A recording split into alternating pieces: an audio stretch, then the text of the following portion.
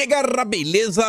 Como é que vocês estão? Meus amigos, no final da noite de ontem, eis que a Folha de São Paulo aparece com a matéria escandalosa sobre o Gonçalves Dias, que foi blindado pela CPI. Não deixaram que ele fosse convocado. O motivo? Bom, pode ser exatamente o que a Folha de São Paulo está a apontar. Vamos comentar sobre isso. Vamos comentar sobre a CPMI e algumas outras coisinhas que estão relacionadas no segundo tema do vídeo de hoje, mas vamos abrir comentando sobre Lula versus Bolsonaro. Ontem o Dilma resolveu imitar Bolsonaro, fazer uma live, foi um fracasso, até a imprensa admitiu isso, a Globo ainda tentou passar um pano, o Marcos Uchoa passou tanta vergonha que mentiu, que foi desmentido até pela turma do UOL. E tem algumas coisinhas que envolvem o garoto Foca, que eu quero mostrar para vocês, a atuação dele aí nas redes sociais, quem sabe, né, tentando dar uma mãozinha pro Lula. Depois, terceiro tópico, temos que falar de um assunto. Não vou contar o milagre inteiro, mas Bolsonaro pedalou, segundo algumas pessoas aí. E é uma pedalada que vocês vão botar a mão na cabeça e falar, não, eu não acredito que inventaram essa. E esse assunto é importante, porque tem a ver com a reforma tributária. Qual foi a pedalada de Bolsonaro? Foram até para a justiça pedirem que, por favor, parem com tudo que está acontecendo. Eu não quero dar mais detalhes. Depois vamos falar sobre a Americanas. Entrou nos holofotes no dia de ontem, muitas confusões. O rombo pode ser ainda maior, 50 bilhões. Pela primeira vez se falou sobre fraude com todas as letras, saiu na imprensa em todos os locais.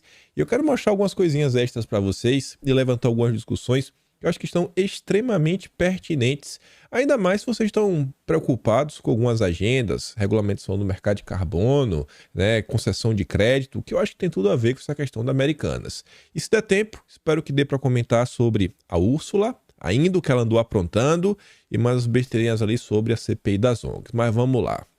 Antes de falar sobre a live do Dilma, quero só mostrar aqui para vocês mais um pequeno episódio, porque isso aqui não dá para deixar passar. A Rede Globo continua sendo a principal inimiga do Brasil. Não é de Bolsonaro, é do Brasil. Ela tem ódio, parece, né, o que ela vem demonstrando, de conservadores, de pessoas que não rezam a cartilha identitária, o woke, petista, mas enfim. Vejam só o que foi que aconteceu. O ex-ministro João Roma, se falasse assim já estava bom, nem precisava colocar ex-ministro, podia falar João Roma, já que quer noticiar.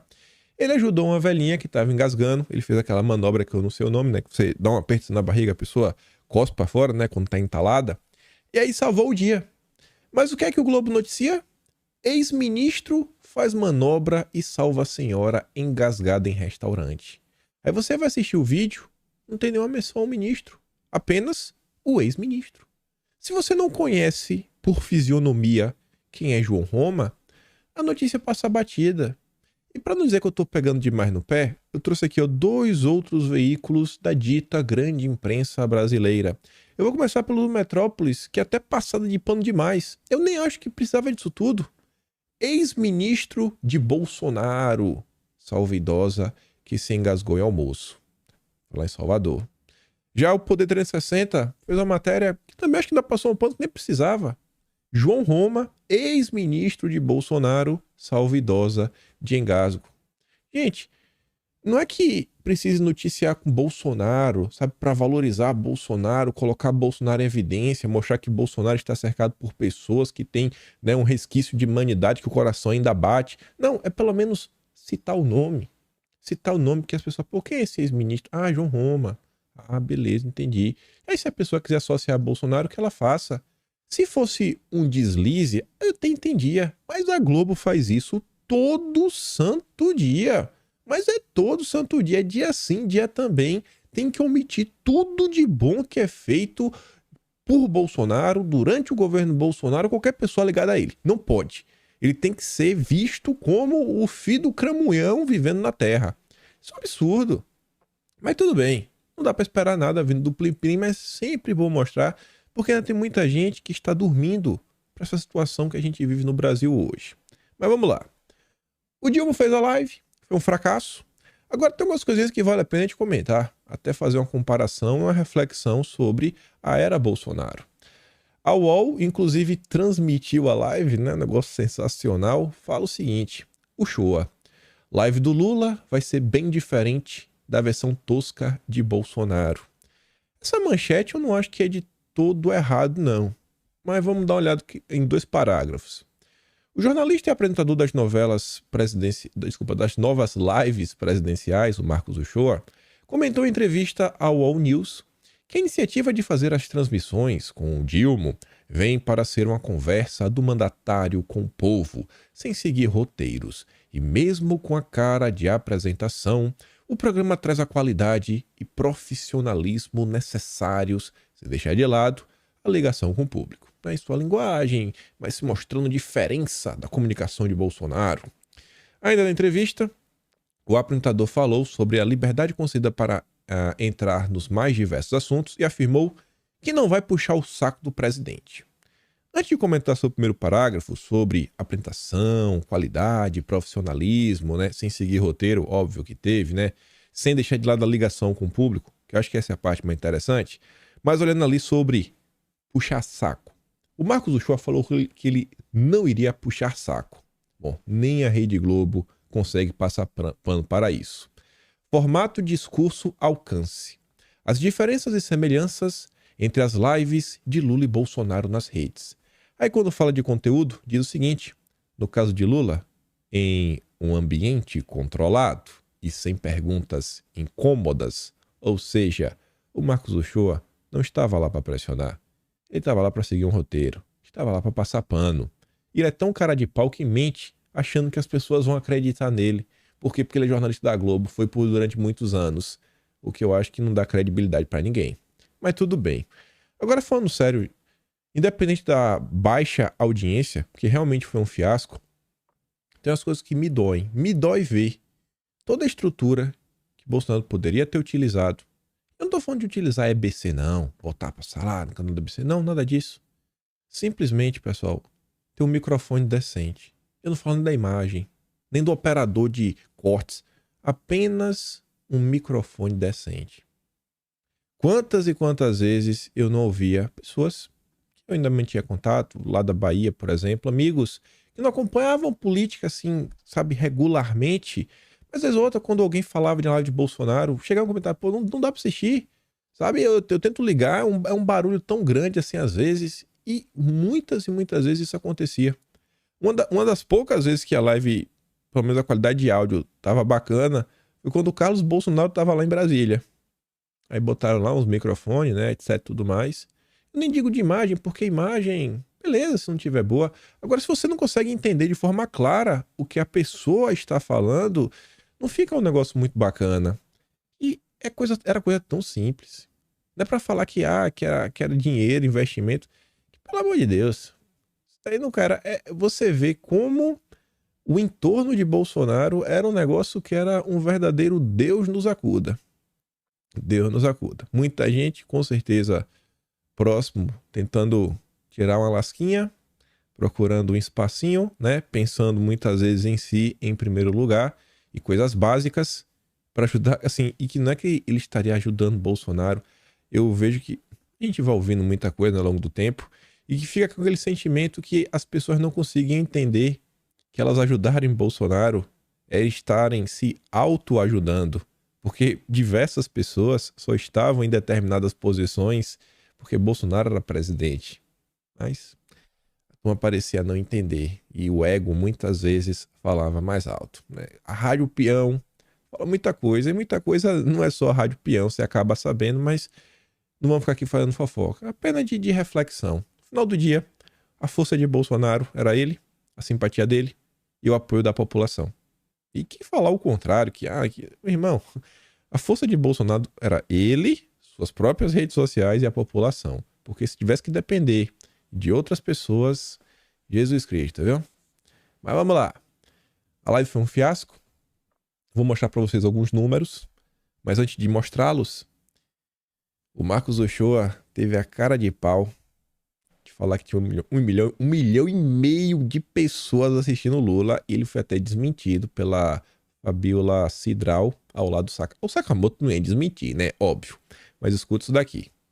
Hoje eu acho que tinha milhão e meio, mais ou menos, de pessoas assistindo simultaneamente, se não me engano. Só ficou uma dúvida, você durante a sua fala aqui, você falou que teve 1,5 milhão de acessos, e os números que estão saindo da live do Lula não chegam a isso, não. Falam em 6 mil simultâneos. De onde você tirou esse número de 1,5 milhão pra gente só não ter uma informação? Não fui eu que pesquisei. Eu estava ouvindo umas pessoas conversando e falaram nisso, mas não sei de onde que tiraram. Então, perdoe aí, porque eu não tô querendo, não foi uma coisa que eu vi. Entendeu?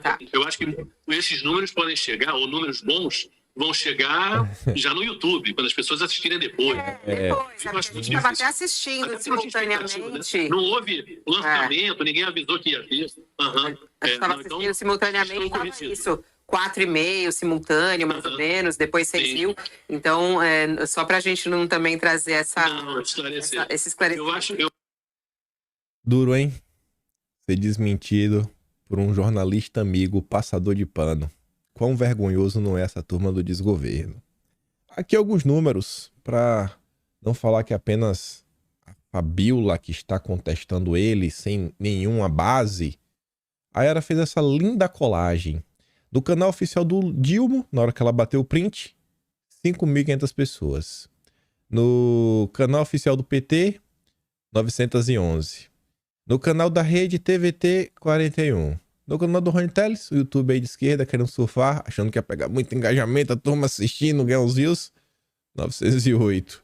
E a UOL, que também quis retransmitir, olha que mãozinha, hein? Eita, essa UOL, 641. A turma ainda fez de manhã para tentar fazer com que essa live fosse retransmitida nas rádios. Turma do PT no Brinque Serviço. No Brinque Serviço. Imaginem se tivessem feito isso para Bolsonaro por 4 anos. Alto e bom som, rádios, canais. Eita! Podendo levar a mensagem do que o governo estava fazendo. Eu fico triste, viu? Rapaz. Mas vamos lá.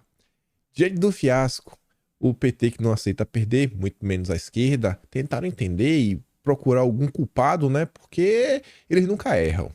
Aí, segundo aqui a turma do Cafezinho, um blog de esquerda, fala o seguinte: o problema na live do Lula. O subtítulo já resume. Embora o podcast do Dilma, realizado na manhã desta terça, tenha sido feito num bom formato e fugindo das lives estilo Al-Qaeda do presidente anterior, nem tudo foram só elogios. Muitos parlamentares se queixaram de que foram informados sobre a iniciativa apenas na véspera da transmissão e sem muitos detalhes. Então eles não conseguiram compartilhar. Mas, gente, a live de Bolsonaro, quem compartilhava? Ninguém compartilhava. As pessoas assistiam porque elas queriam, elas sabiam. Bolsonaro só avisava, ó, fazer live, quinta-feira. Tava todo mundo lá. Todo mundo junto e misturado. Não precisava de nenhuma mãozinha de vários deputados, vários cantos. Não. As pessoas assistiam. A turma da direita é muito mais engajada. Aí vem a Rede Globo. Pra passar pano. Ah, meu Deus do céu. Primeira live de Lula tem audiência nas redes sociais abaixo da média de Bolsonaro e do próprio petista. Especialistas elogiam o formato. Não. O que é que dá para elogiar? Formato, porque o Marcos Uchoa trabalhou aqui na empresa, né? Então vamos falar do formato. Pra pelo menos não só criticar, né? Temos que levar a bola do Lula, pô. Não, a primeira de muitas. E até eu tenho que pedir desculpa pra vocês. Errei na minha previsão. Que eu falei, rapaz, vai engajar. Porque quando você lança um projeto, o piloto, né? O primeiro de todos, ele sempre tem uma boa audiência. Que as pessoas vão lá, vão ver. Tem algum tipo de novidade. Mas não, o primeiro de todos já foi um fracasso. Faz o L e chora mais. Mas vamos lá. Eu gostei da Revista Oeste, comentando aqui sobre o caso do Marcos Uchoa, porque aqui o Anderson Scardonelli, ele escreveu exatamente o que a Globo falaria se fosse o oposto. Se fosse uma live de Bolsonaro com um jornalista e o jornalista bolsonarista tivesse dito que o Marcos Uchoa falou.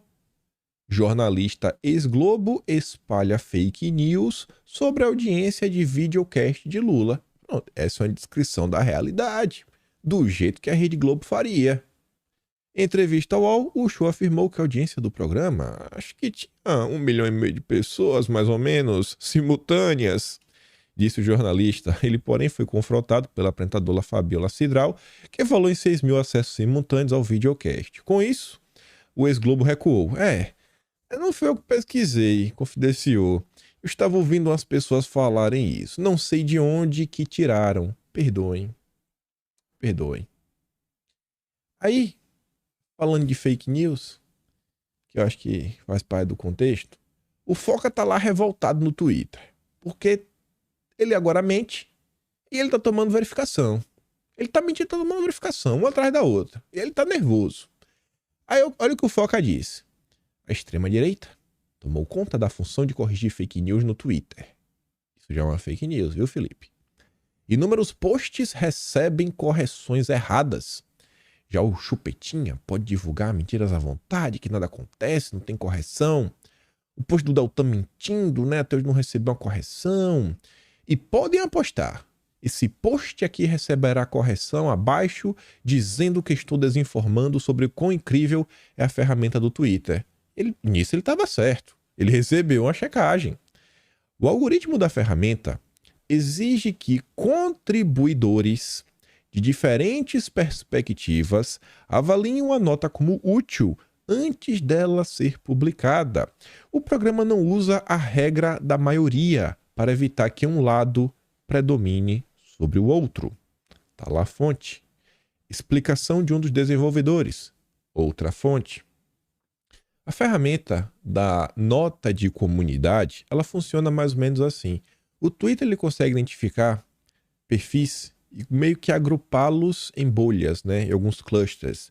Quando você faz um comentário, se leva lá, né, um contraponto, você tem que botar o comentário, você tem que fornecer fontes. As pessoas podem avaliar a nota, né, porque quem é inscrito no programa de notas da comunidade. Se o Twitter detectar que várias bolhas diferentes acharam que aquela informação é pertinente, falou assim, pô, tanto pessoas da direita quanto pessoas do centro, liberais, ANCAP, não, a turma tá com... Então isso aqui faz sentido. Não é um negócio que a maioria, que a direita se juntou para ir contra o Felipe Neto. Ele tá lá, né, tentando propagar a narrativa dele. Forte candidato aí para fazer uma live com Lula no lugar do Marcos Uchoa, ou até a dupla dinâmica. Aí o Felipe ontem divulga o seguinte, urgente, né? Botou da sirene. Instituto Vero comprovou que o YouTube recomendou vídeos pró-Bolsonaro quase 4 vezes mais que vídeos a favor do Lula durante o ano de 2022. Isso é inacreditável. Mais uma prova de que algoritmos são radicalizantes e priorizam o que há de mais podre. Teve um estudo recente que fala o contrário. Pelo menos sobre o algoritmo do buscador do Google. Saiu até na Globo. E a Globo está repercutindo no New York Times. Isso vai estar no Atlas de maio. Mas deixa o Felipe Neto falar o que ele quer, né? Beleza, é o Felipe Neto. Só que, sabe o que é interessante isso daqui? A gente até comentou recentemente. Tive até a oportunidade de comentar no Monark sobre isso. O Instituto Vero é o Instituto do Felipe Neto. O Instituto do Felipe Neto, em parceria com a Fundação Mozilla, né, e outro songueiro aí, e a Universidade de Exeter, sei lá como é que se chama, né? Mas tá aí. O Instituto do Felipe Neto, com vários zongueiros, falaram que o YouTube é malvadão. E saiu na Folha de São Paulo. Menos mal não saiu naquela coluna, né? A Planeta em Transe, que é apoiada pela Open Society Foundation, mas saiu na coluna da Mônica Bergamo, que faz o L com força. E aí eu puxei esse ponto, né? Folha de São Paulo, Open Society Foundation, que quando você vai no site oficial da Open Society, a ONG do filho do Soros agora, né? O Soros se aposentou. Quando você coloca ali Instituto Vero, qual é a surpresa? Aqui é o site oficial, nem traduzir, tá todo em inglês. Instituto Vero, em 2021, recebeu um apoio aí do Soros, $250 mil. Bom demais. Pra quê? Para ajudar, né, a equipe no Instituto a trabalhar contra, né, a combater a desinformação. Turma da esquerda. Aí, eles falam, olha, se tem uma coisa que é fake news, é acusar a existência de um gabinete do ódio. Se a direita tivesse... Eu acho que se a direita tivesse 10%, sendo aqui bem honesto, não tô querendo superestimar a direita ou a esquerda, não, eu realmente, assim, tentando aqui fazer uma matemática rápida na cabeça. Eu acho que se a direita tivesse 10% da organização da esquerda, em termos de ONG, institutos, think tanks, etc, tudo mais, meu amigo, a gente já tinha chegado no nem a Marte, já tava pousando em Saturno. A gente tava na discussão se Netuno era ou não era um planeta. Ele já tá nesse patamar. 10%. Mas tudo bem, deixa ele lá, né? O gabinete organizado, nada é orgânico. Aí voltando aqui ainda na live, durante ela, o Dilma foi falar sobre reforma agrária, que não precisa mais disso, né? O MST não precisa invadir nada. Aí eu achei essa nota bem engraçada do Hugo Marques, lá na Veja, ele fala assim, ó, Lula diz às 9 horas que não precisa invadir. E MST defende invasões às 10 horas. Passou 1 hora, o MST já desmentiu o Lula. Aí fala o seguinte, que durante o programa, por volta das 9 horas da manhã, o Dilma contou ter dito ao ministro do Desenvolvimento Agrário e Agricultura Familiar, Paulo Teixeira, que não precisa mais invadir terra. Não precisa. Tá tudo resolvido. 1 hora após a fala, o MST disparou suas redes um chamado para ação. E o chamado é bem claro. Ele fala assim, ó, nas mensagens sugeridas para divulgação, o MST volta a defender a invasão de terras. Abre aspas. Ocupar a terra é defender a natureza, porque o MST tem um projeto. Reforma Agrária Popular. Outro texto diz, são quase 40 anos de história. Por trás de cada produção é importante lembrarmos de todas as famílias que ocuparam e resistiram. Ocupar e resistir, ocupar e resistir. Eita, punho cerrado pra cima, grita MST. Nem a Rede Globo, apoiadora do MST, que fez um trabalho histórico, utilizando desde lá a novela Rei do Gado, para vender a ideia que o MST é do bem. Nem a Globo passou pano. Após Lula dizer que a MST não precisa invadir terras, o movimento volta a defender ocupações. Essa é a esquerda, um poço de hipocrisia e mentiras. Em live, no início desta semana, o presidente afirmou que fará reforma agrária. 1 hora depois do final do pronunciamento, MST convoca apoiadores para movimento nas redes com mensagens de incentivo às invasões. Mas o L. Antes de falarmos sobre a pedalada de Bolsonaro, vamos comentar sobre a CPMI. Derrotas, derrotas, derrotas, derrotas para todos os lados. Eu acho que depois de ontem, o máximo que dá para esperar, sem querer deixar vocês tristes,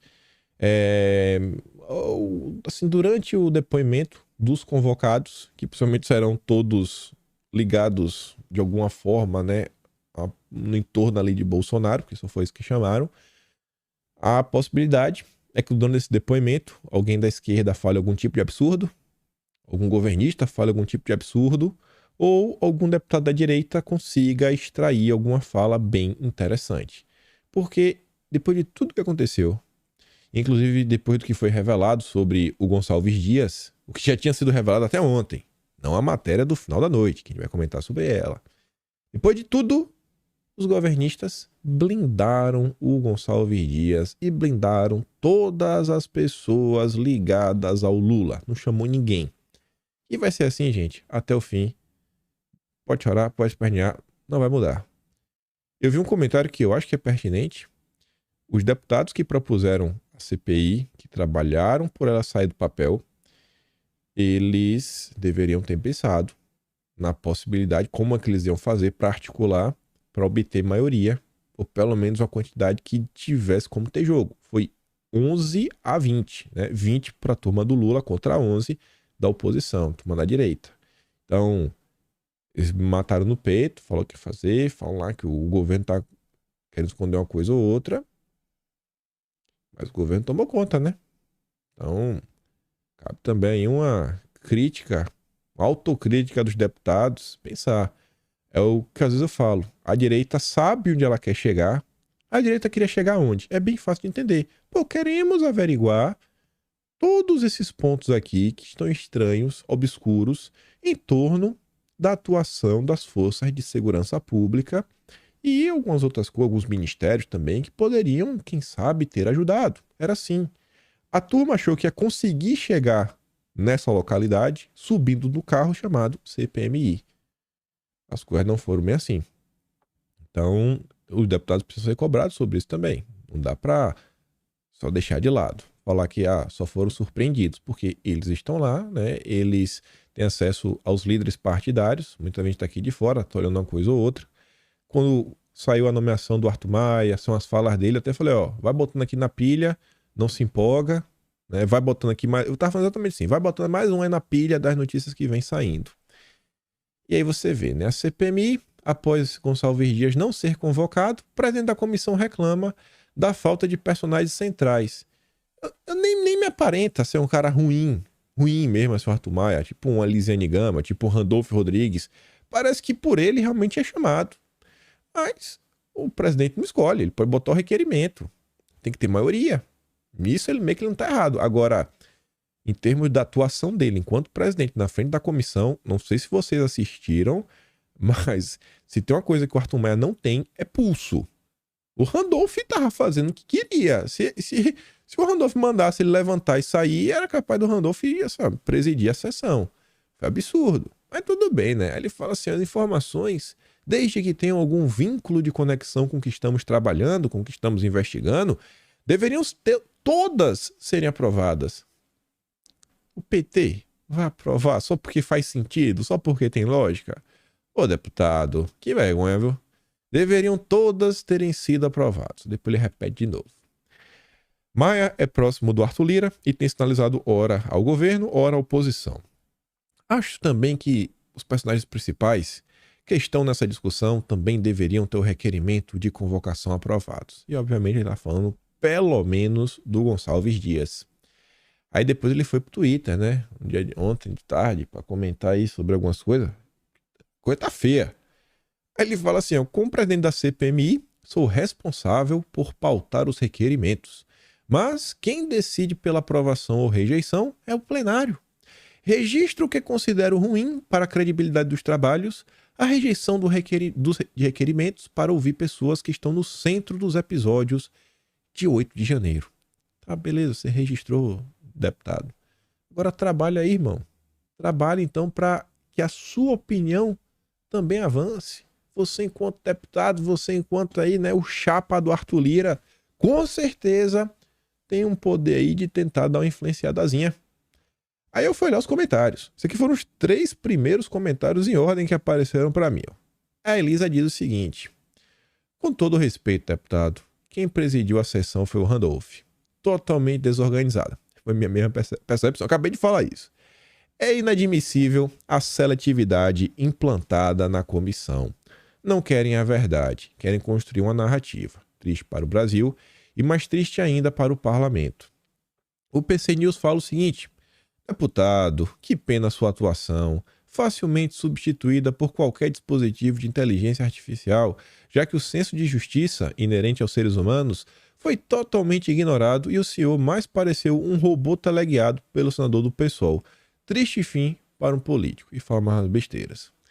O Ale fala: essa CPI já era. O senhor não deveria permitir que Randolph ficasse na mesa diretora. Isso é escandaloso. Mais uma CPMI que já virou circo. Só lamento. Durante a CPMI, o senador Esperedião Amin, ele falou algumas coisas, as informações que inclusive já tinham saído na imprensa sobre aquele relatório, que teve a primeira versão e depois uma segunda versão, só que agora são informação extra. Não foi ele que deu os nomes aos bois, foi a Folha de São Paulo, mas o Esperediano ele reafirmou e talvez, não sei, né, algum deputado, algum senador possa ter conversado com a turma da Folha de São Paulo. Deixa eu ver se eu baixei aqui esse vídeo. Baixei. Escuta aqui o senador, o que ele diz, ó. Ação deliberada do governo para esconder a fraude, hoje eu digo é fraude, nos relatórios que a BIM enviou para o Congresso Nacional. Presidente, a linha do tempo é fatal. Eu não preciso retificar nada. Os primeiros requerimentos que eu apresentei, todos dizem respeito a relatórios que estão no Congresso. Eu quero só o compartilhamento do que está ali embaixo, no subsolo, sede da Comissão Mista de Controle de Atividades de Inteligência, com esta comissão. São 3 relatórios, um mudando o outro. E, enquanto isso, o diretor-geral adjunto, nomeado pelo atual governo, dia 1º de janeiro, para não ter que ser sabatinado pelo Senado, presidente, para não ser sabatinado, o governo nomeou o diretor adjunto, porque o diretor-geral tem que passar pelo Senado. Enquanto ele ficou, foi produzido o relatório do dia 20 de janeiro, foi exonerado no dia 2 de março, passando para a chefia do planejamento da ABIN, e foi demitido da ABIN neste mês de junho. Neste mês de junho, não consta da convocação. De quem será que o Esperedion Amin está falando? Quem seria esse diretor? A gente vai falar dele. Mas se você não entendeu, quem não está acompanhando pode estar meio perdido. Mas tiveram alguns informes. Na verdade, teve um primeiro relatório da ABIN que foi apresentado. Do pedido, né, da comissão. E aí o tempo foi passando, passaram os meses. A PGR fez um pedido novo. E aí a ABIN mandou para a PGR, também mandou para a comissão. E aí quando a comissão foi checar, o segundo relatório estava diferente do primeiro. Eles perceberam que no primeiro relatório não tinha as mensagens que foram enviadas exclusivamente para o Gonçalves Dias. Essas mensagens desapareceram. Então assim, peraí, como é que isso aí desapareceu? Isso aqui é uma informação crucial. E tem que ter algum responsável por isso. E talvez seja esse cara aí que o Esperedion tá falando, que tava na posição, foi para outro e depois foi demitido, né? Esse mês, o que é que ele está falando? E isso acabou virando uma nota que começou a repercutir com força no final da noite de ontem. Você vê aqui o Samuel Puncher, ele comenta com 17 minutos, que a nota tinha ido ao ar. A nota foi ao ar às 11 horas e 3 minutos, se eu não estou enganado. E ele fala assim, ó, a Folha de São Paulo teve acesso a documento, olha agora, palavras do Sam Puncher, não são minhas, que comprova que partiu de Gonçalves Dias, então ministro de Lula, a ordem para a ABIN suprimir de relatório os alertas enviados a ele sobre a ameaça dos ataques em 8 de janeiro. A maioria governista da CPMI se recusou hoje a convocá-lo. Meu amigo, e tá aqui a nota. 13 de junho, 13, né? O número do PT, 11 horas e 3 minutos. Estava correto. Ex-GSI de Lula mandou omitir do Congresso informes da ABIN sobre 8 de janeiro. Mandou omitir informações.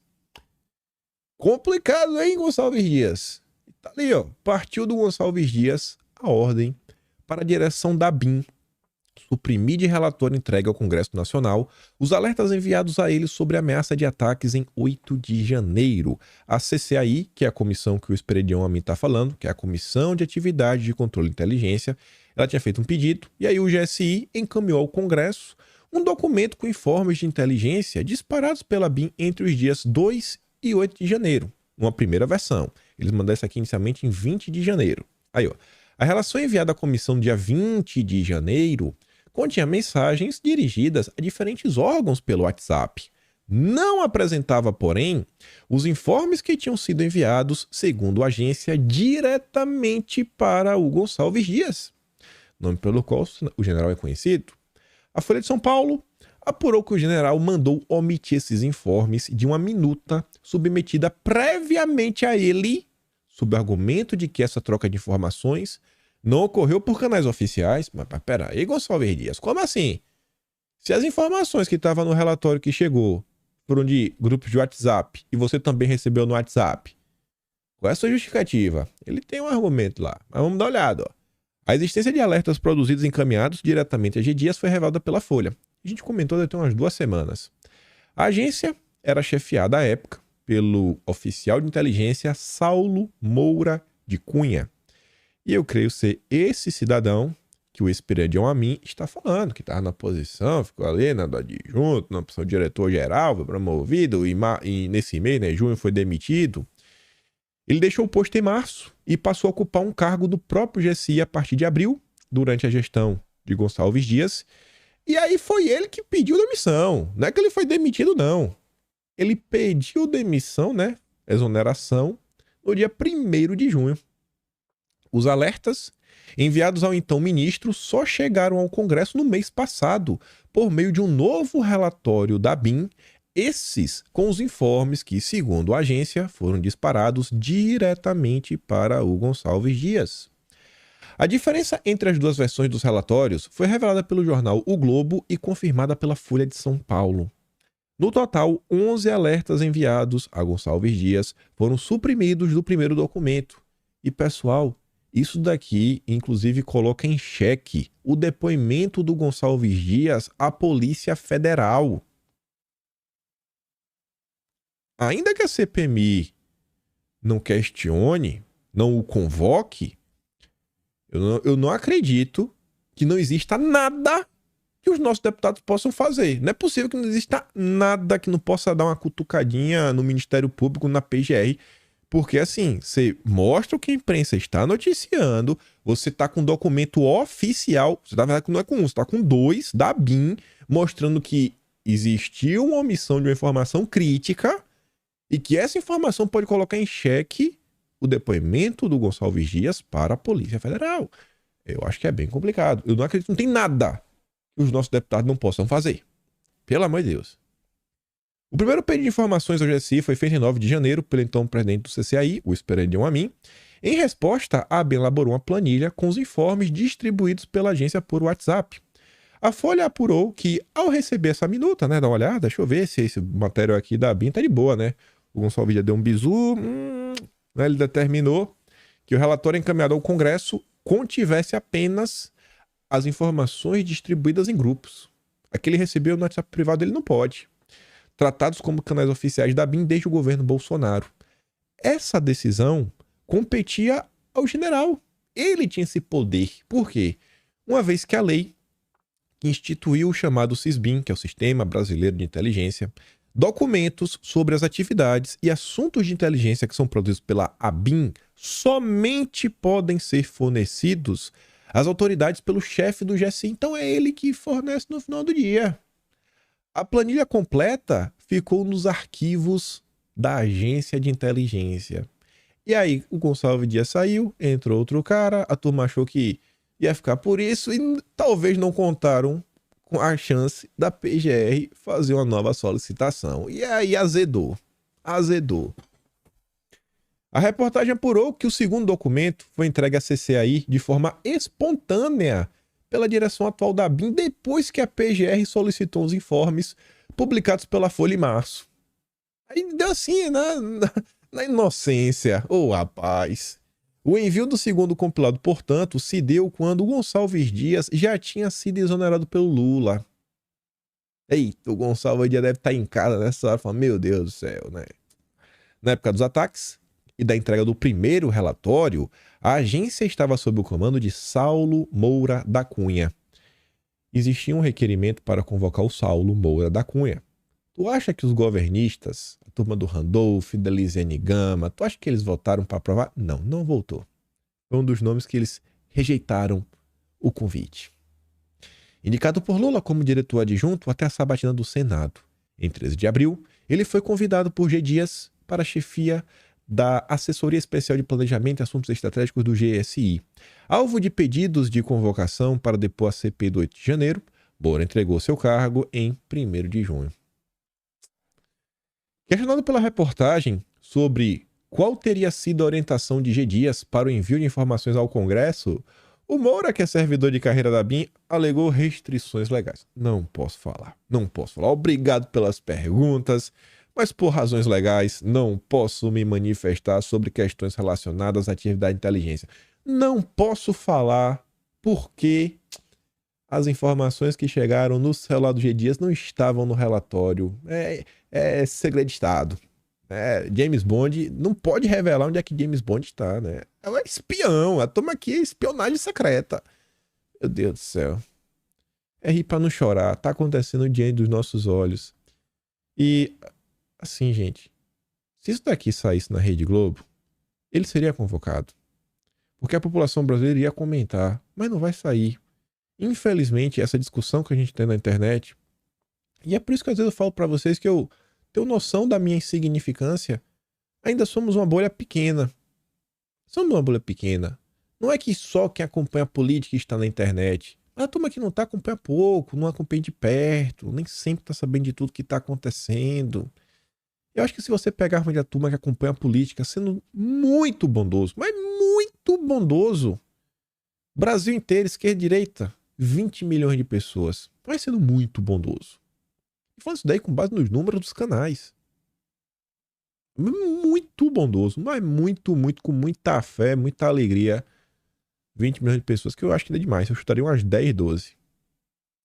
A gente tem que levar essa informação à frente. Agora, se isso aqui aparecesse na TV aberta, com William Bonner, reportagem especial, 12 minutos, do jeito que o Jornal Nacional gostava de fazer contra Bolsonaro, e o brasileiro a se questionar, rapaz, peraí, o cara omitiu uma informação crucial que poderia prejudicar e prejudicar o governo Lula? Quer dizer que tinha... O general do Lula sabia que poderia acontecer e talvez pudesse ter evitado o pior e não evitou? Tu já pensou? Aí a Folha de São Paulo fez o bom jornalismo, deu espaço para as partes se pronunciarem, né? Não só o Saulo. Aí fala assim, né? Defesa do G. Dias diz não ter documentos. Pergunta o seguinte, né? O advogado André Calegari, que defende o Gonçalves Dias, afirmou em nota que não tem esses documentos citados, que o tema está sob sigilo e que o general tem respondido a todas as perguntas feitas no âmbito das investigações. Há diversas investigações em curso, em instâncias variadas, sobre o tema. O general tem respondido a todas as perguntas que lhe são feitas no âmbito das investigações e não pode dar entrevista neste momento. E aí eu também pergunto, né, onde estão as Forças Armadas? Se elas se importam com o Brasil, elas também poderiam colocar uma pressãozinha, né? Agora valia nada uma nota de repúdio, né, dos clubes aí. E na boa, isso aqui é uma coisa que é crucial. Olha só. Uma coisa que também não aconteceu ontem, né, foi a convocação de nenhum militar, só os ligados a Bolsonaro. E qual é a preocupação da caserna? É blindar os seus membros da ativa e da reserva, menos aqueles que estão próximos a Bolsonaro. Esses podem arder. Então, a gente fica se questionando algumas coisas no Brasil. Não é agapera, não precisa chamar de traidor nem nada. Devia ter feito isso, aquilo, outro. Mas, pô, bicho, aqui envolve um de vocês. E não é um soldado raso que passou 6 meses. É um general. General. Vai botar o corporativismo acima de tudo. Triste, hein? Aí depois não pode reclamar que a população perde a fé nas forças, né? Perde apoio.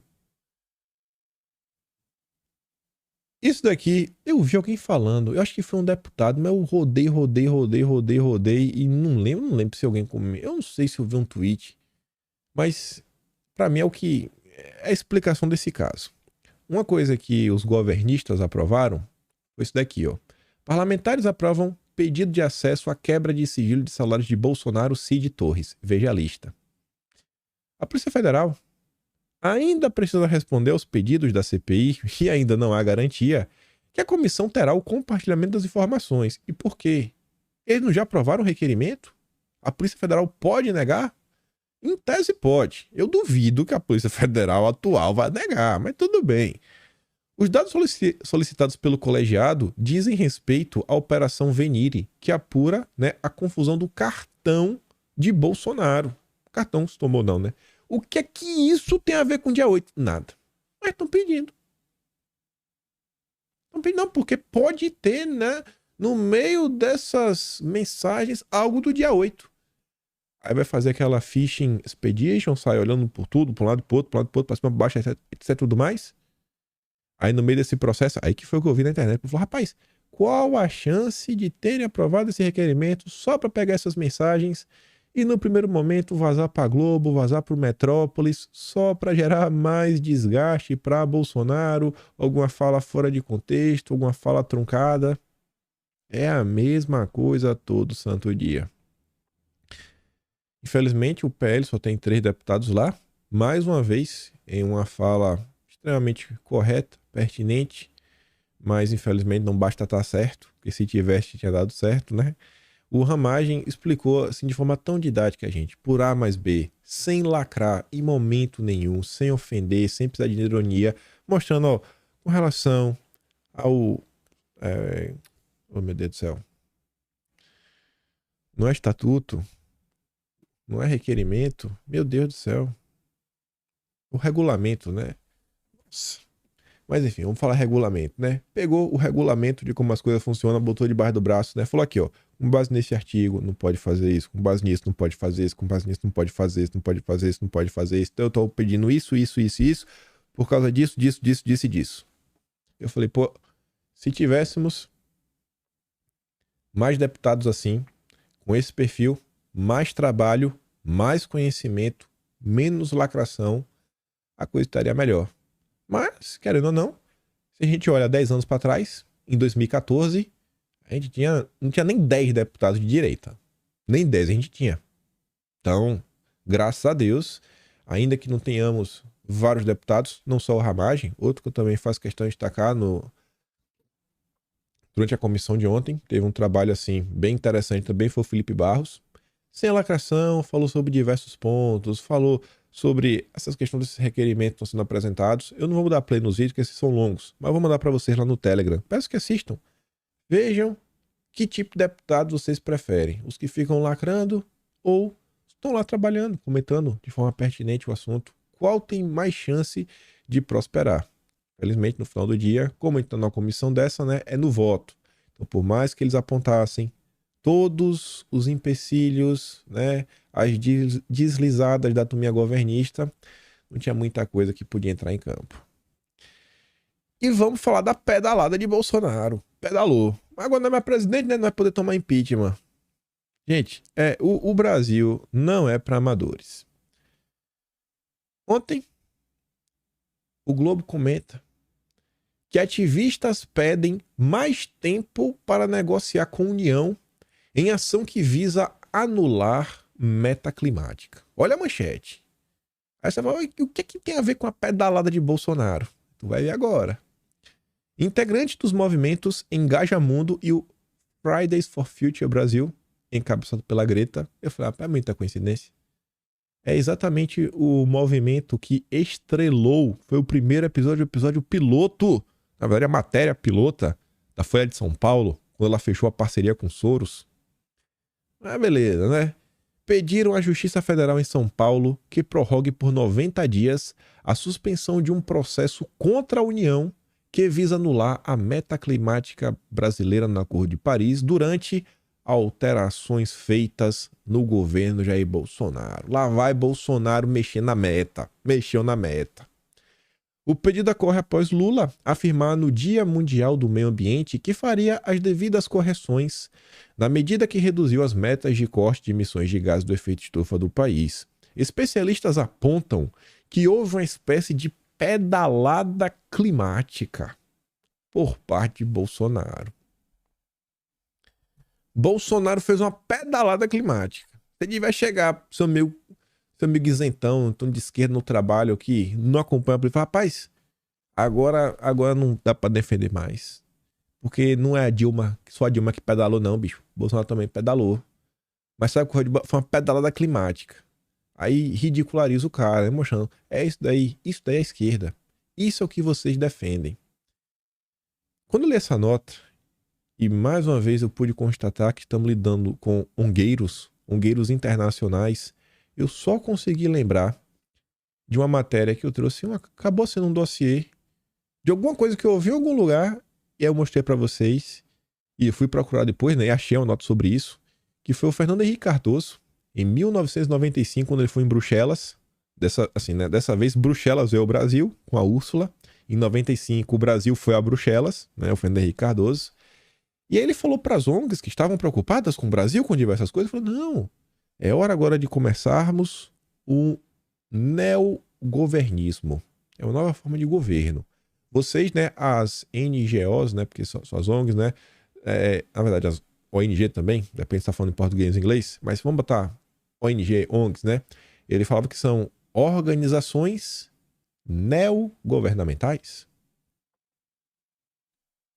Né? Em vez de ser organizações não governamentais, não, organizações neogovernamentais. Que agora vocês vão nos ajudar a governar o país. Vocês vão criar as diretrizes, vocês vão fazer isso, vocês vão fazer aquilo outro, etc. E PPP, e pipipi. E imagine a quantidade de bondades, que ele não faz maldade. O Fernando Henrique Cardoso não fez ao longo dos seus 8 anos regrinhas, dando poder para alguns setores, tirando poderes de outros, montando a burocracia. Pessoas que estão na máquina, que você às vezes quer fazer um processo e você depende dela, porque ela conhece a burocracia, né, para ver se a parte jurídica está nos conformes, e os zongueiros seguem travando o país. Segundo a petição, os zongueiros buscam uma solução consensual com a União. Olha como eles são bonzinhos, hein? Eles estão dispostos a negociar. O processo foi suspenso inicialmente por 90 dias, mas não se chegou a um acordo definitivo no período. O entendimento é que aspectos técnicos têm dificultado. Quais estes? Um deles é a estruturação do Comitê Interministerial sobre a Mudança do Clima e o Crescimento Verde, que estabelece diretrizes e coordena a implementação de políticas relativas à mudança do clima. Ou seja, pessoas que vocês não votaram, que vocês discordam, sabe que não tem nenhum cargo eletivo, eu acho que elas estão querendo interferir em um órgão que direciona e cria as diretrizes do nosso país. Sensacional! Parabéns, Fernando Henrique Cardoso e ao Lula, que ambos apoiam esse tipo de iniciativa. É o Brasil. E o errado é Bolsonaro, que está pedalando, tentando tirar os grilhões, né, aquelas bolas de ferro dos pés do Brasil, que sempre travaram o nosso desenvolvimento. Aí, gente, eu tô batendo na tecla e eu insisto mais uma vez, e graças a Deus ontem eu não me senti um solitário. Ontem eu vi políticos comentando sobre isso. Políticos de direita. Reforma tributária. Meus amigos, no dia de ontem. Na verdade, desculpa, vai acontecer hoje. Vai acontecer hoje. Dá tempo ainda de algum dos nossos deputados aparecer por lá. Hoje, no auditório Nereu Ramos, a partir das 2 da tarde, teremos a reforma tributária 4S. Meu Deus do céu, é cada nome que a turma inventa. Aí o Renato falou o seguinte, ó. Um seminário com mais de 30 ONGs, WWF, IETUS, Greenpeace e outras para discutir o imposto do SG. Porém, na pauta, nenhum parlamentar de centro/direita. Estamos abandonados à própria sorte? Bom, na mesa que vai participar dos debates, não, né? Mas dá para ir, né? Se quiser. Quem sabe, pede a vez, vê se abre espaço. E aí eu fui atrás para entender que história é essa, que evento é esse. Olha só. Esse evento tem 4 mesas redondas. As que mais chamaram a minha atenção foram a primeira e a quarta. E eu estou falando que, para além desses aspectos econômicos, de imposto único, de vai ter mais de um imposto e federalização, os municípios vão perder a arrecadação, vão ganhar a arrecadação. Para além disso, gente, está sendo discutido aspectos que vão impactar no seu bolso, que o consumidor.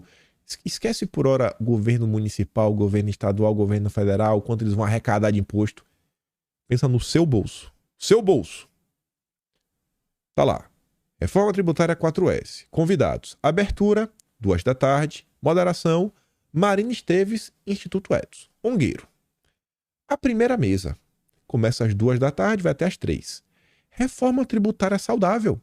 O desestímulo aos produtos nocivos à saúde e ao meio ambiente. O que é que faz mal à saúde? O que é que faz mal ao meio ambiente?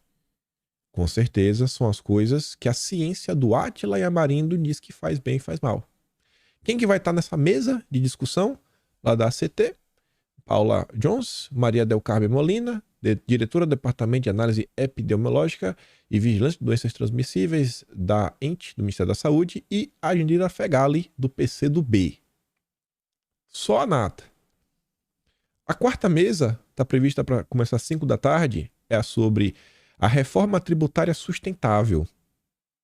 Estou falando, essa reforma ela tem tudo menos, né, a preocupação em reduzir o imposto e a carga tributária que você vai pagar. A adoção de critérios para concessão e revisão de incentivos fiscais coerentes com a redução das desigualdades, a promoção da saúde e de mais empregos verdes e com a sustentabilidade ambiental, bem como a consequente vedação de benefícios fiscais para produtos nocivos à saúde, que comprometem a vida e o bem-estar dessa e das futuras gerações. Vou dar um exemplo prático para vocês. Teve um evento da Abralatas, que é a associação da turma que produz latinha de refrigerante, junto com a Frente Parlamentar da Competitividade, aquela mesma frente que trouxe o Klaus Schwab ao Brasil, onde a Coca-Cola apoiou só a nata, só a gente cheirosa. E aí, eles estão falando a possibilidade de quem for verde, quem for SG, pagar menos imposto. Quem você acha que tem mais condições de se adaptar para ficar verdinho e pagar menos imposto? A Coca-Cola ou a pitulinha? Eu nem sei se vende mais pitulinha, não é referente que vinha num negocinho de plástico, 250 ml, nos idos dos anos 2000. Eu não acho que é a pitulinha. Vamos botar um que todo mundo conhece, a tubaína. Qual que tem mais condições de cerveja? A tubaína ou a Coca-Cola? Qual você acha que vai pagar mais imposto? Quem você acha que merecia ter um cuidado maior? O nosso empresário brasileiro que aquece nossa economia, que o dinheiro que ele ganha tá no Brasil, né? Não tá indo lá para fora, tá reinvestindo, tá comprando até um carro aqui que movimenta a economia, ele tira férias no Brasil. Será que a gente deve ajudar a tubaína? Que não é SG, né? As garrafinhas tudo véus, motor caindo, tudo caquético. Vamos ajudar a Coca-Cola. Nossa, que captura todo o carbono que vai para a atmosfera, né? Compra seus créditos de carbono. Olha o que está sendo colocado na mesa, gente. Você acha que uma medida como essa, ela vai favorecer o pequeno e o médio ou vai ajudar a criar mais oligopólios no país? Isso aqui eu estou dando um exemplo em relação à sustentabilidade ambiental. Quando você coloca, quem tem condição de criar mais empregos verdes vai ter mais benefícios. Pessoal, isso aqui são medidas que eu acho que elas não passam por um caminho de reindustrialização do Brasil, desenvolvimento de indústria de ponta, grandes atividades, né? Não acho que também as fazendas, né? Produção de gado entra por esse meio, porque não é emprego verde. É complicado, viu? Complicado.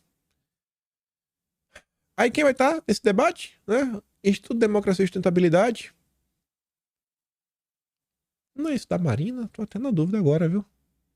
Gilberto Perry, Frente Nacional dos Prefeitos, a Secretária Nacional de Mudanças do Clima, Ana Toni, e o Bernard Apia Tabata Amaral, o Apio, amigo do Haddad, desde 2018, que é o secretário nacional da reforma tributária, que já falou, dá para colocar o imposto de carbono, né, dentro lá de um imposto único, um imposto novo que ia ser criado.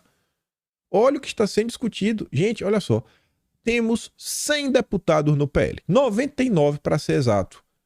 Todos precisam estar na CPMI, todos precisam falar de CPMI do dia 8.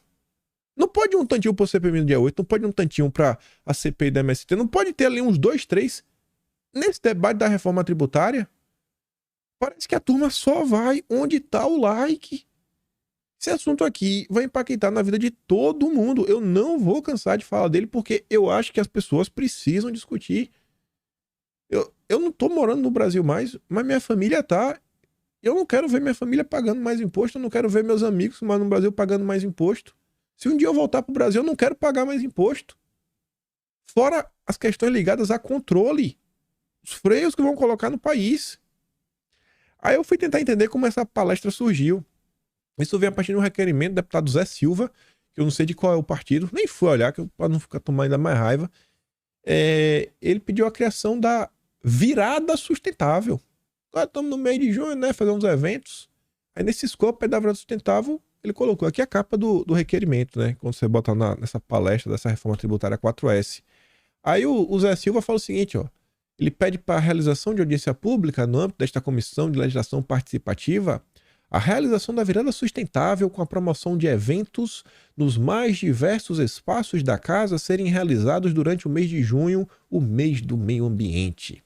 Aí tá, ó, a turma que ele quer chamar, o IDS, o Etos, Araiara, ACT, Coalizão Brasil, Clima Floresta, Teu Nossas, a turma de meu Deus, olha, aí tá SOS Pantanal, Greenpeace, WWF, Observatório do Clima. Não tem um deputado à direita que pode participar disso, ir lá, colar, fazer perto. Ninguém se preocupou em procurar ali uma vaguinha de titular na Comissão de Meio Ambiente. Não é para ser presidente, não. Na comissão, só para estar no meio, para acompanhar o que está acontecendo. Um assunto que vai impactar a vida de todo mundo. Aí, ontem, eu até me senti feliz de coração. Tava indo dormir já meio triste. E aí eu me deparo com essa postagem. Falei, pô, cara, não estamos falando sozinho. Graças a Deus. Felizmente, Paulo Eduardo Martins não é mais deputado, mas tem acesso aos deputados. Espero que ele comente com os deputados. E o Carlos Bolsonaro não é um deputado federal que vai votar na reforma tributária verde, mas é vereador. Quem sabe aí os deputados veem as postagens do Carlos Bolsonaro e se inspiram. O Paulo Eduardo Martins coloca, ó, olha que amor de proposta, tudo para unir a sociedade. Reforma tributária pode ter cashback de imposto com critérios de renda, gênero e raça.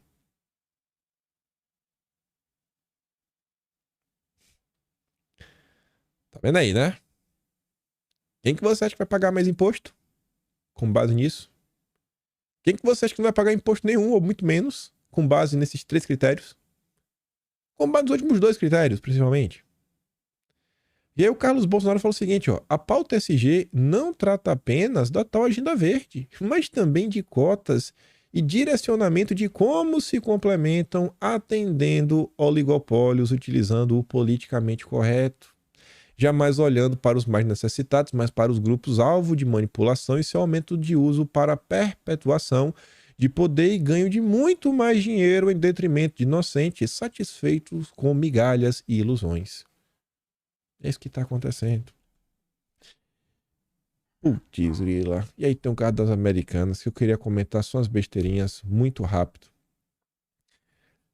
Teve a confusão. Aqui eu vou comentar amanhã. Mas tem uma coisa que é só porque tem a ver com a reforma tributária. Para vocês entenderem como é importante. No caso das Americanas, eu quero isso aqui vir com mais calma. Eles dizem haver indício de participação da PwC e KPMG na fraude, né? Auditoras. Vou até pular aqui. Não vamos mostrar o Sucupira falando. Essa aqui também não. Também não. Vou deixar aqui. Auditoras. Beleza? O que a gente discutiu recentemente, uma medida que pode impactar, que começou em um setor, mas pode começar a se ampliar para outros, foi aquela proposta da Febraban. De você, não vou dar crédito para fulano, não vou dar crédito para ciclano. Falamos sobre isso.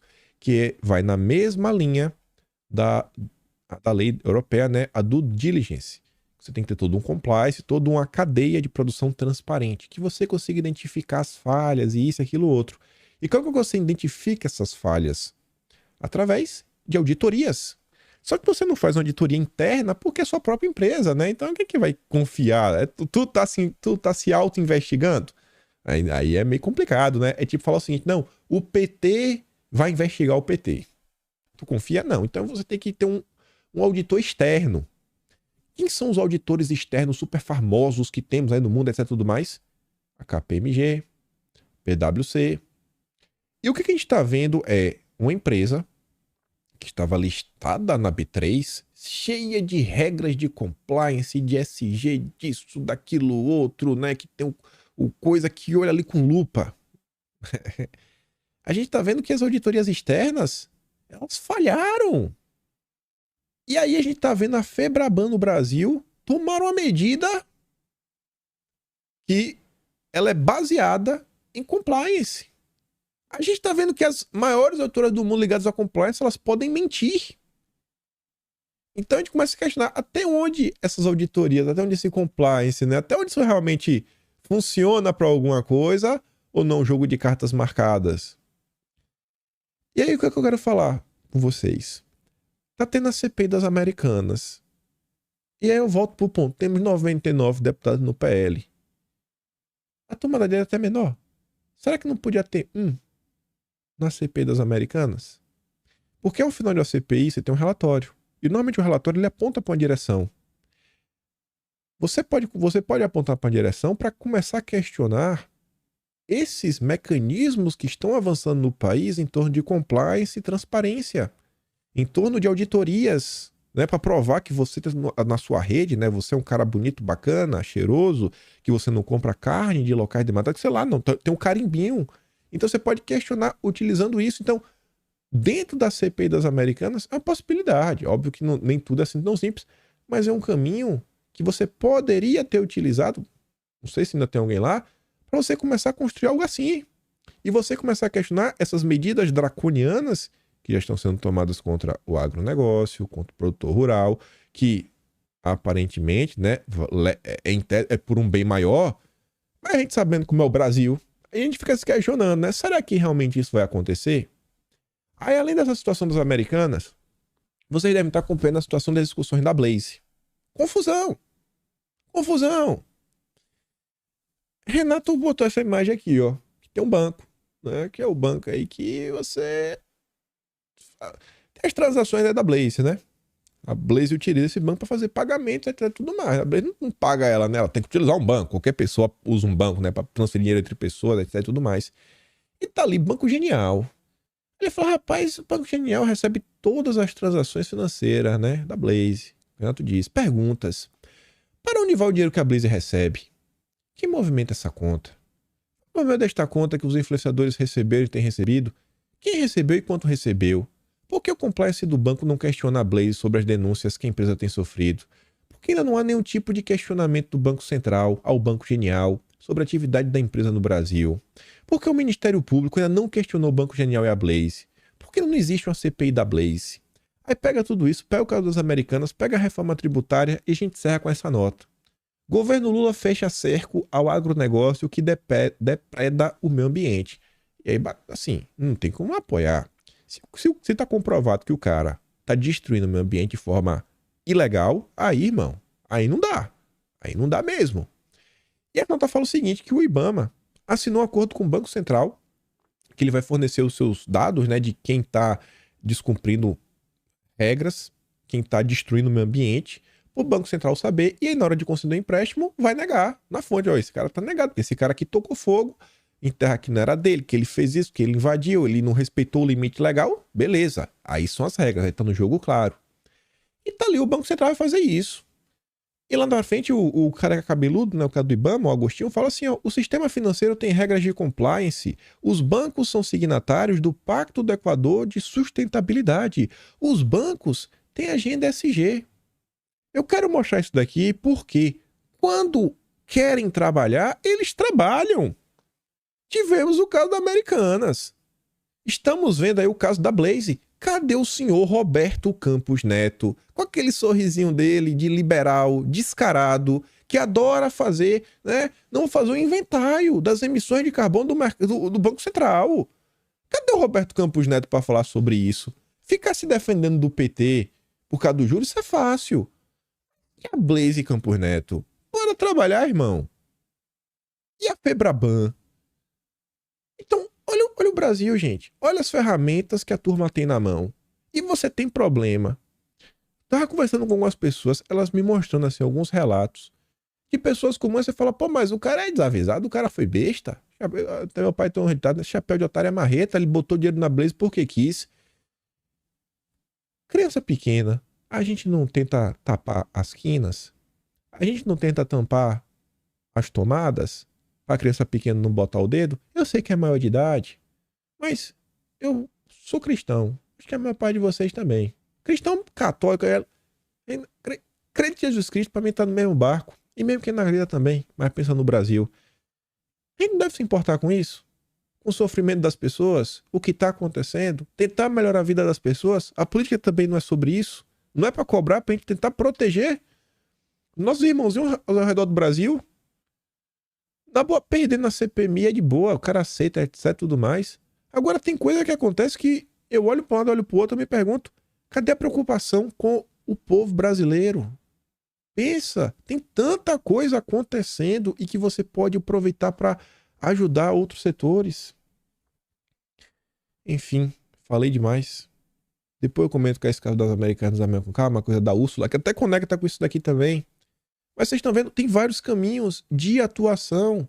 Se os deputados se dividir bonitinho, todo mundo tem uma agenda para trabalhar e avançando em várias frentes diferentes. Então também eu fico chateado, viu, com esses nossos deputados. Mas enfim, não deixem de cobrar, pessoal. Essa reforma tributária, ela tá vindo com tudo, e não tem ninguém discutindo isso. A turma do Centrão não tá nem aí. Mas talvez se tiver algum tipo de zoada, a gente possa remover, pelo menos, esse imposto que vai pesar no teu bolso. No teu bolso. Se tu não quer pagar, mas pensa nisso. De coração. Eu vou continuar insistindo nessa tecla. Reforma tributária tá aí. E o Lira quer votar ainda no primeiro semestre, ou seja, até o final do mês. Vou mandar os vídeos lá no canal do Telegram. Compartilhe o vídeo. E se gosta do meu trabalho, né? Passa também no canal. Tanto valeu. Tem o P na descrição. Amanhã sai o Atlas Brasileiro de Abril, dia 15. Quem não assinou ainda quiser assinar, kimpaim.com. Todo o resumo que aconteceu nesses 4 meses. Aquele grande beijo e abraço. Tamo juntos. Valeu, meus amigos. Fui.